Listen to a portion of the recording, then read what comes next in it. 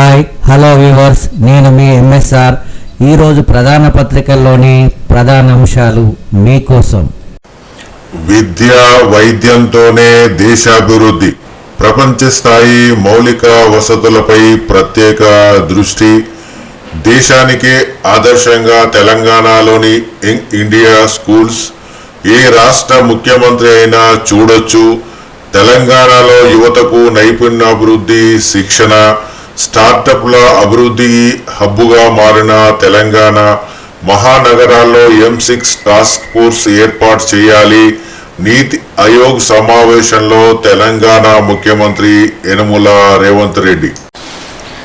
దగా DSC mega scam, Chandrababu సర్కార్పై YSRCP అధ్యక్షుడు మాజీ సీఎం వైఎస్ జగన్ నిప్పులు. డిఎస్సి 2025 టీచర్ పోస్టుల భర్తీలో ప్రతి దశలో అవకతవకలు, లక్షల మంది అభ్యర్థుల నమ్మకాన్ని వమ్ము చేస్తూ స్కాములకు పాల్పడ్డారు. ప్రతిభావంతుల జీవితాలను దారుణంగా దెబ్బతీశారు. ఇంత ఘోరంగా నియామక ప్రక్రియ రాష్ట్ర చరిత్రలో ఎన్నడైనా జరిగిందా? అసలు పరీక్ష లేకుండా ఉద్యోగాలు ఇవ్వడం ఏమిటి? స్పోర్ట్స్ సర్టిఫికెట్స్ ఇచ్చేది మీరే, ధృవీకరించేది కూడా మీరే. ప్రశ్నపత్రం తయారీ, పరీక్ష నిర్వహణ బాధ్యత రెండు ఒకరికే. అత్యంత కీలకమైన ప్రశ్నపత్రం తయారీ, అప్లోడ్ ప్రక్రియలో అవుట్సోర్సింగ్ ఉద్యోగులు. ఈ ప్రక్రియలో పాల్గొన్న ఉద్యోగ డిఎస్సిలో టాప్ ర్యాంకర్. మరి ఆ టాప్ ర్యాంకర్ పోస్ట్ ఎందుకు ఇవ్వలేదు?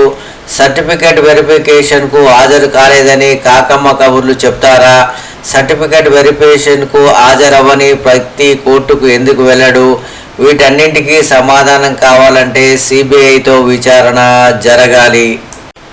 కేసీఆర్ సంకల్పం ఫామాయిల్ ఫలం, ఇది ప్రత్యామ్నాయ పురోగతి.